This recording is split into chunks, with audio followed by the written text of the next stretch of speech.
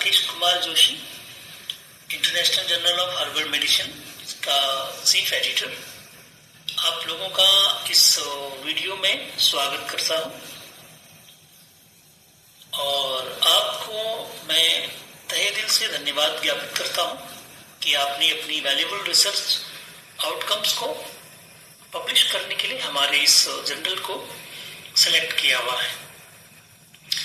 मैं इस वीडियो के माध्यम से आप लोगों को जो आपके आर्टिकल्स में कुछ कमियां कभी रह जाती हैं उनको आप कैसे ठीक कर सकते हैं, ऑथर गाइडेंस के साथ साथ। ऑथर गाइडेंस आपको मिलती है और जब आप आर्टिकल सबमिट करते हैं तो हमारी तरफ से एक आपको मैन्युस्क्रिप्ट आईडी नंबर दिया जाता है और उसके बाद फिर उसको जब हम चेक करते हैं तो उसमें यदि किसी प्रकार की ऑथर गाइडेंस के अकॉर्डिंग कोई बात यदि नहीं होती है तो उसको ठीक करने के लिए आपको कहा जाता है। तो कई बार ये देखा गया है कि ऑथर गाइडेंस के अकॉर्डिंग जब हम किसी के आर्टिकल्स में किसी प्रकार का कमेंट लगाते हैं तो उसके बावजूद भी कई ऑथर्स जो है उसको समझ नहीं पाते हैं।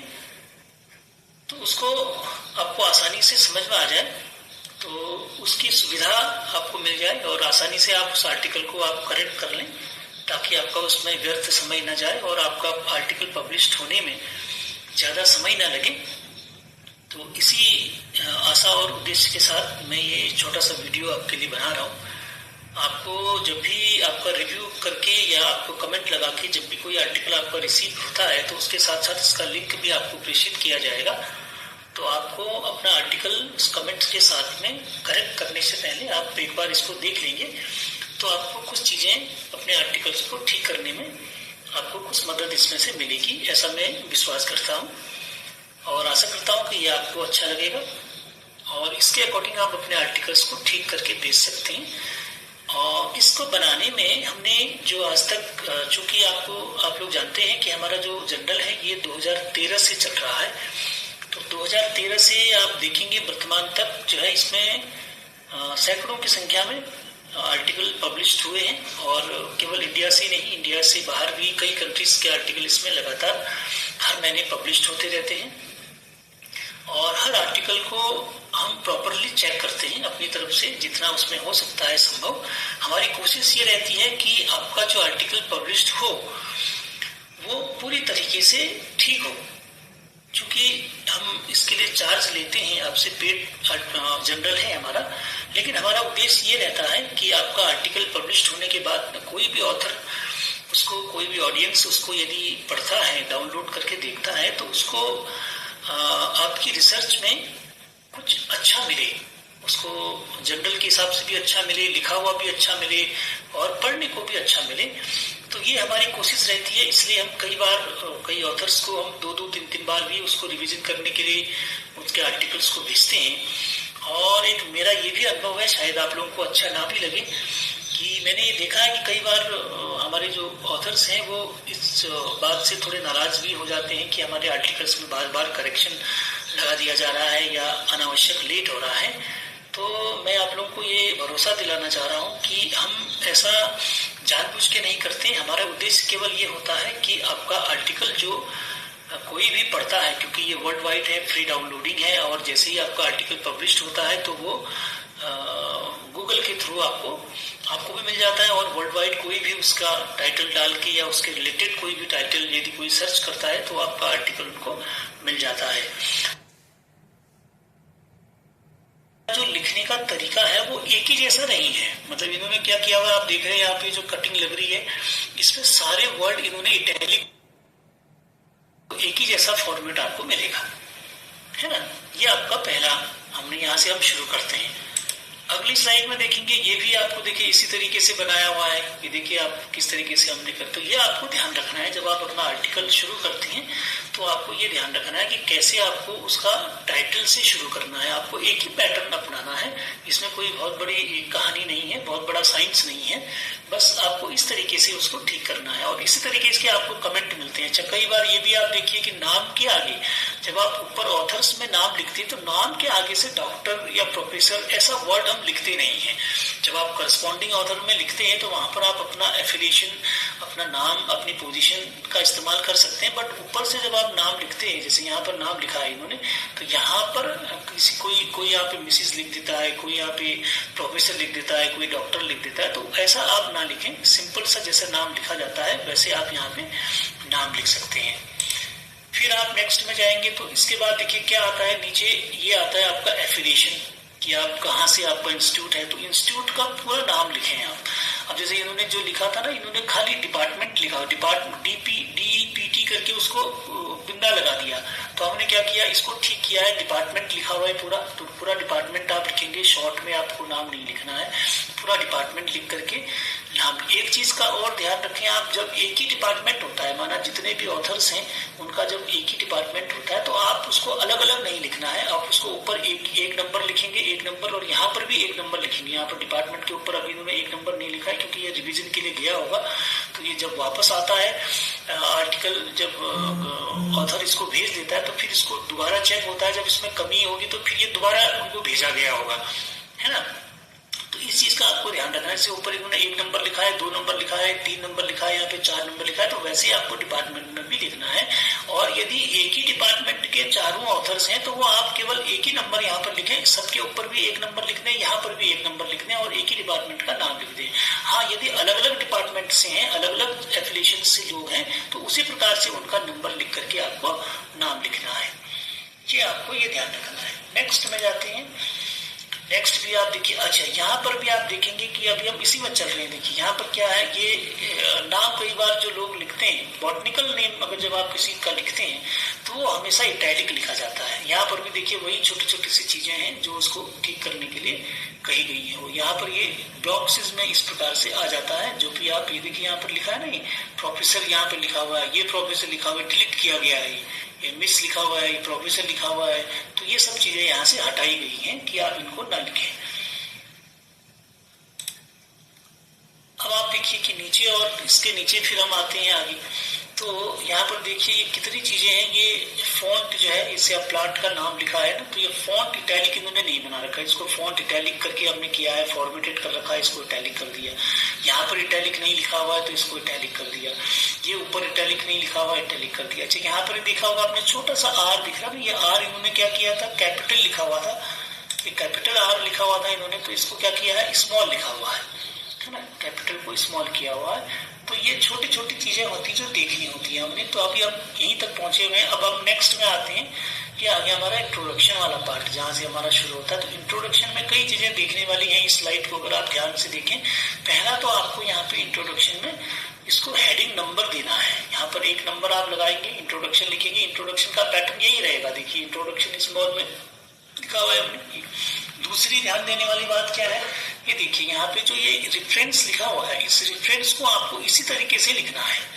1 नंबर में लिखना है, ऐसे स्क्वायर ब्रैकेट में लिखना है, और फुल स्टॉप से पहले लगा देना। अगर आपका सेंटेंस खत्म हो जा रहा है तो फुल स्टॉप से पहले आपको इसको ऊपर में लगा देना है।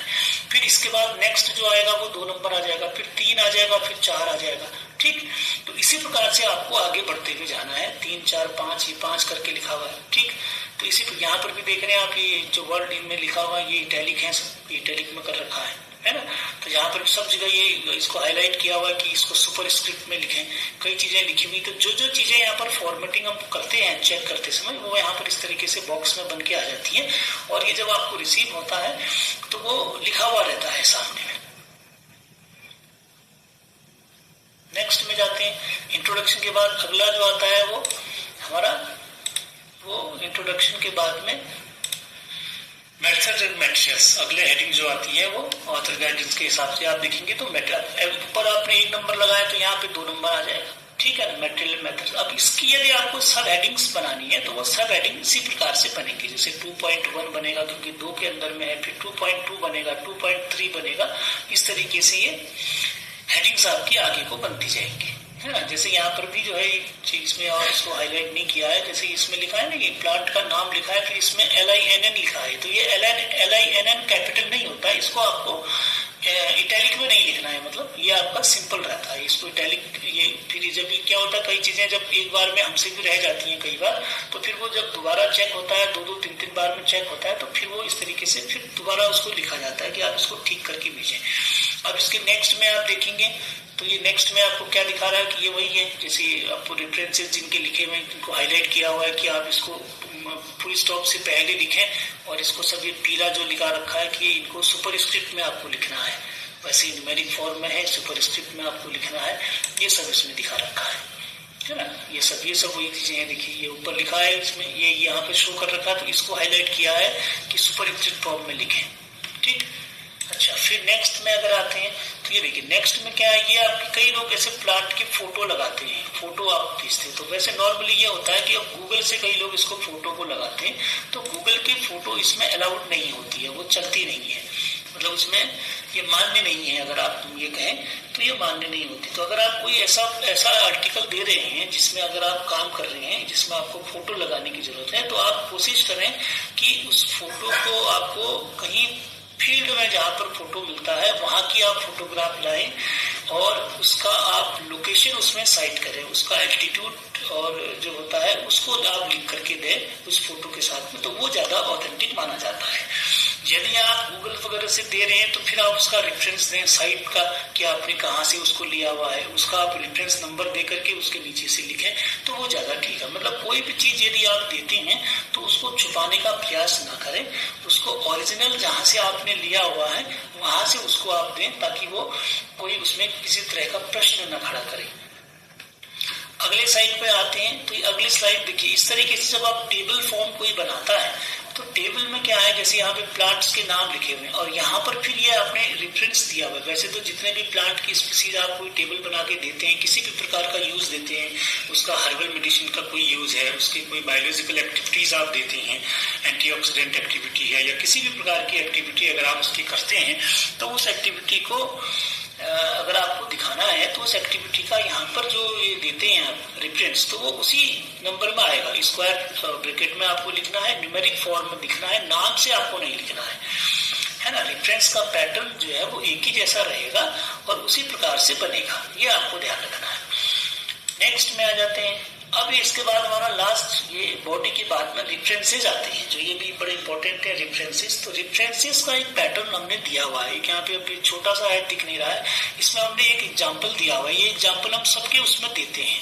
तो एग्जांपल में इसमें क्या दिया होता है, जैसे यहाँ पे आप देख रहे होंगे, तो ये जो दिया हुआ है तो इसके बीच में ये कॉमा लगा हुआ है, फिर कॉमा है, सेमी कॉलन है, फुल स्टॉप्स वगैरह हैं, ये जो ऊपर ईयर लिखा हुआ है, तो इस ईयर को कहाँ लिखना है उसका एग्जाम्पल इसमें दिया हुआ रहता है। वैसे तो ऑथर गाइडेंस में भी लिखा हुआ है, और यहाँ पर भी हम जब किसी का करेक्शन लगाते हैं, किसी में यदि ज्यादा दिक्कत होती है तो वो एक एग्जाम्पल के रूप में यहाँ पर दिया हुआ है। जैसे यहाँ पे हमने एग्जाम्पल लिखा कि पंडा बीबी कॉमा करके फिर गौर के लिखा हुआ है, तो आपको इसी प्रकार से लिखना है। मतलब किसी जिसकी कास्ट है तो वो पहले आ जाएगी पंडा, फिर बीबी उसका नाम आ जाएगा, किसी प्रकार का कॉमा उसके बीच में नहीं है, फुल स्टॉप नहीं है, फिर उसके बाद कॉमा लगेगा। जब एक ऑथर का नाम आप ऐसे लगेंगे फिर कॉमा लगेंगे, फिर दूसरे ऑथर का नाम लिखेंगे गौर के, फिर कोरी एम, फिर इस तरीके से उसका नाम आगे को बढ़ता जाएगा।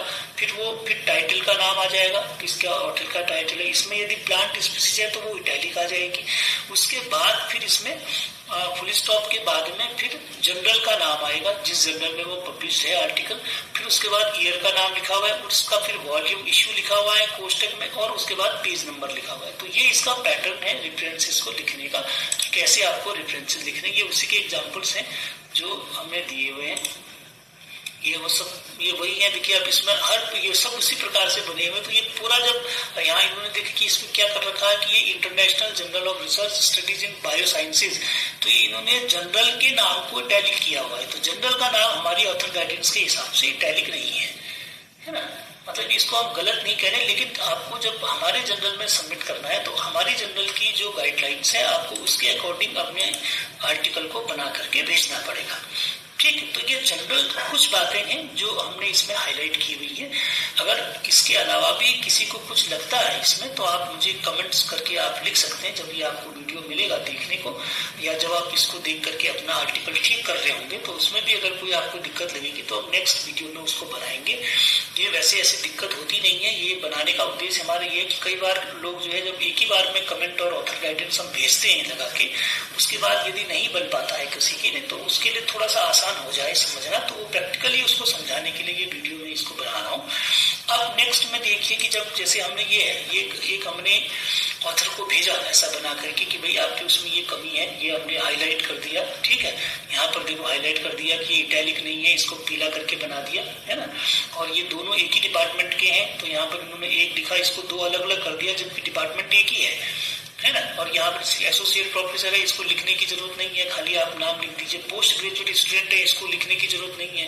ऑथर को जब आप कॉरेस्पॉन्डिंग ऑथर में लिखेंगे तब उसको आप लिख दीजिए आप किस पोजीशन में है। अब जब इन्होंने इसको बना दिया, जब इन्होंने करेक्ट करके भेजा, ये तो हमने उसको भेजा, उसके बाद जब इन्होंने करेक्ट करके भेजा है तो करेक्ट करके भेजने पर आपको इस फॉर्म में भेजना है। जब आप भी इसको ध्यान रखें कि कई लोग क्या करते हैं, इसको ऐसा ही रिविजन करके भेज देते हैं, समझ रहे आप, जैसे हमने इसको भेजा तो इसी में वो करेक्शन लगाते हैं, फिर इसी को हमको वापस भेज देते हैं, तो फिर ये पब्लिशिंग के लिए नहीं जा पाता है, इसका भी आप विशेष ध्यान रखें।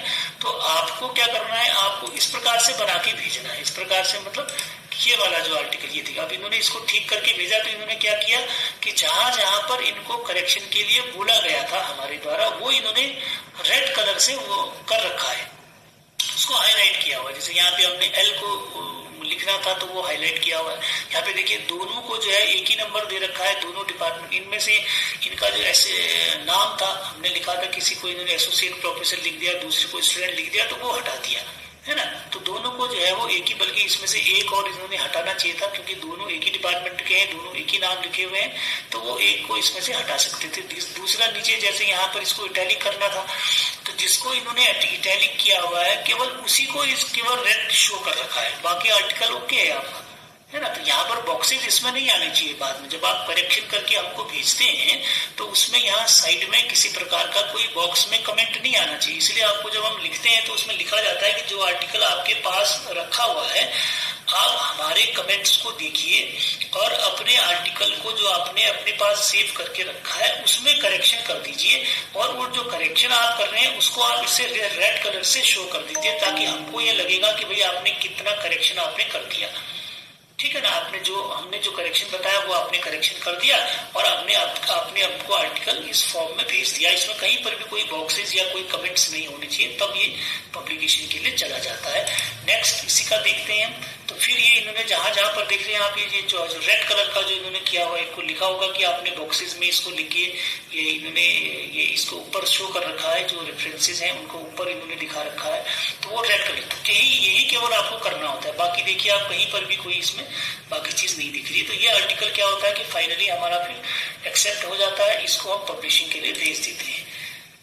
और लास्ट फिर इसी प्रकार से ये चीज देखिए, रेफरेंसेस में क्या है, छोटी सी गलती आई कि एस नहीं लिखा हुआ, क्योंकि रेफरेंस एक तो है नहीं। कई लोग ये गलती करते हैं कि रेफरेंस लिख देते हैं, क्योंकि एक रेफरेंस नहीं है ना, आप एक से ज्यादा रेफरेंस ही दे रहे हैं तो रेफरेंसेस देंगे। दूसरा देखिए, अब आप इनका लिखने का पैटर्न देखिए, जो हमने इनको एग्जाम्पल में दिया हुआ था, जैसे पांडे MM लिखा हुआ है, पांडे लिखा है, फिर MM लिखा है, फिर कॉमा लगा रखा है, फिर रस्तोगी दूसरा ऑथर आ गया, फिर S लिखा हुआ है। तो ये जो पैटर्न है, ये लिखने का हमारे जनरल का पैटर्न है, आपको ये फॉलो करना पड़ेगा। ऐसे यहाँ पे ईयर लिखा हुआ है, ये 2 बार ईयर लिख दिया, ये फिर रिवीजन के लिए गया होगा क्योंकि ये फाइनल में फिर ये चेक होता है, तो फिर इसमें कट लगता है। ऐसे ही इन्होंने बाकी क्या किया, बाकी तो ठीक लिखा है, केवल जो है यहाँ पर जो प्लांट का नेम स्पीसीज है उसको इटैलिक किया हुआ है। जहां जहां पर भी इन्होंने काम किया होगा ये सब उसको इटैलिक कर रखा है, जो भी करेक्शन किया होगा उसको इटैलिक किया हुआ है। तो इस तरीके से आपको जो भी आर्टिकल आपको करेक्शन के लिए मिलता है उसको आपको इस तरीके से ठीक करना होता है। तो ऐसे बना करके आप आर्टिकल को भेज देंगे तो आपका आर्टिकल में फिर कोई ऐसी कमी आपको नहीं रहेगी। तो आप इसको देखिएगा, अपने आर्टिकल को करेक्ट करिएगा और आपको जो भी इसमें सुझाव लगेंगे वो आप हमको बना के इसको भेजिएगा। ये वीडियो आपको अच्छा लगा तो आप इसको लाइक कर दीजिएगा। कोई आपको कमेंट करने हो और उसके जनरल के को और अच्छा बनाने के लिए कोई आप सुझाव देना चाहें तो बिल्कुल आपका स्वागत है, आप दे सकते हैं। और आपका बहुत बहुत धन्यवाद।